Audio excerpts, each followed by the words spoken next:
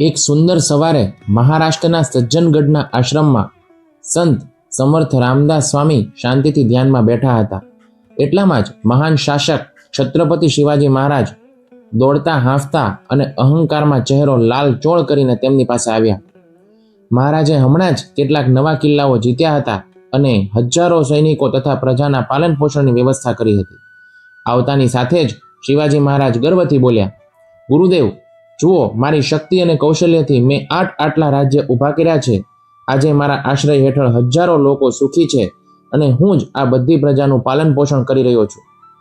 રામદાસ સ્વામીએ અત્યંત શાંતિ અને મીઠા સ્મિત સાથે તેમની સામે જોયું. તેઓ સમજી ગયા કે શિવાજીના મનમાં અહંકારનો થોડો અંશ પ્રવેશ કરી ગયો છે.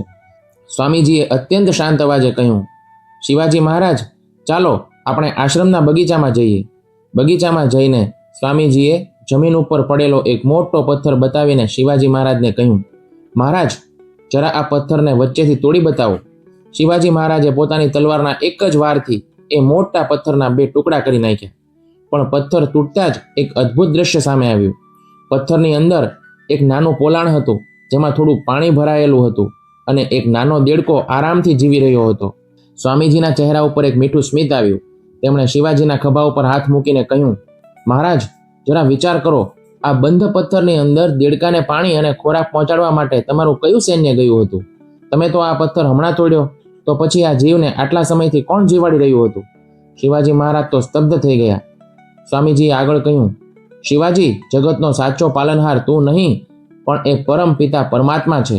ઈશ્વરે તને માત્ર એક માધ્યમ બનાવ્યો છે. તેથી હું જ બધાનું પાલન કરી રહ્યો છું એવા અહંકારને અહીં જ ભૂલી જા અને નમ્ર બનીને પ્રજાની સેવા કર. શિવાજી મહારાજનું મસ્તક શરમથી નમી ગયું અને તેમનો અહંકાર ક્ષણ વારમાં ઓગળી ગયો. શીલ પ્રભુપાદ કહેતા કે જ્યારે કોઈ વ્યક્તિ વિચારે છે કે હું કરતા છું, આ બધું મારા લીધે થાય છે, ત્યારે તે માયાના પ્રભાવ હેઠળ હોય છે.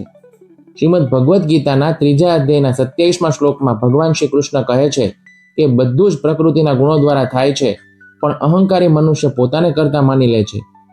આપણી પાસે જે પણ કૌશલ્ય કે સફળતા છે તે ભગવાન શ્રી કૃષ્ણની આપેલી ભેટ છે.